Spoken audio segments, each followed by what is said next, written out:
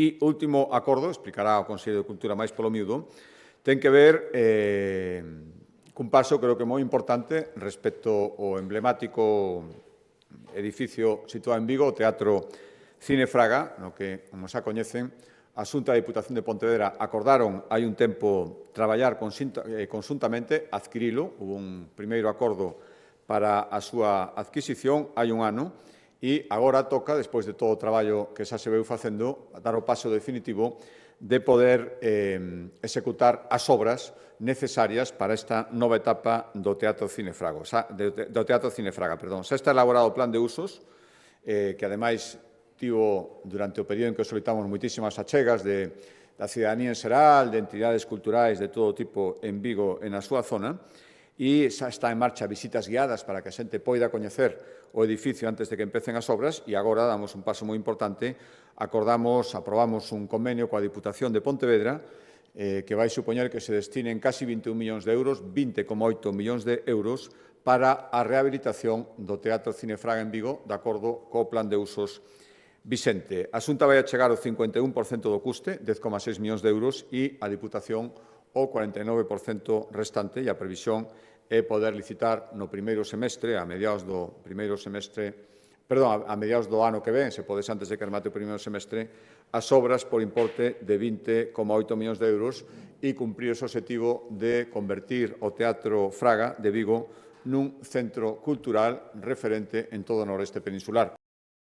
Trátase dun acordo ni máis ni menos que de 20,8 millóns de euros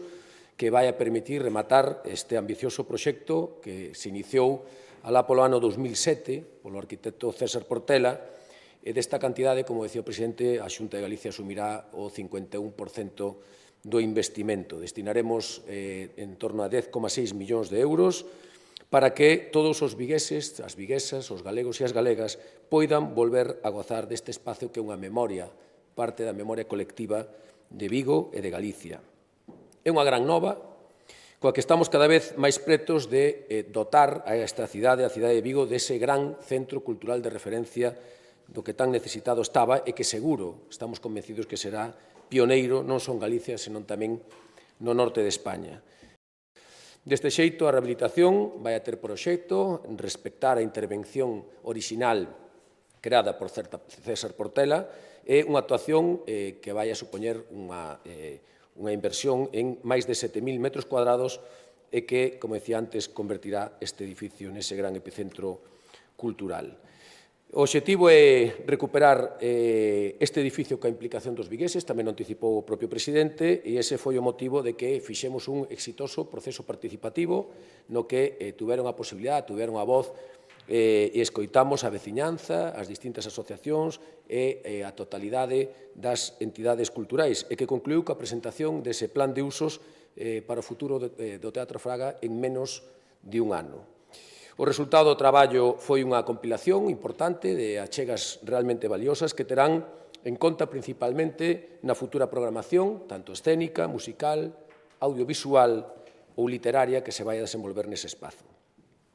Agora, coa asinatura deste convenio, este proxecto colle realmente a velocidade de cruceiro necesaria. Os seguintes pasos serán, e o noso compromiso é ter recibido por parte do estudio de César Portela o proxecto básico antes de que remate este ano, polo tanto, neste mes de decembro, e a presentación do proxecto de execución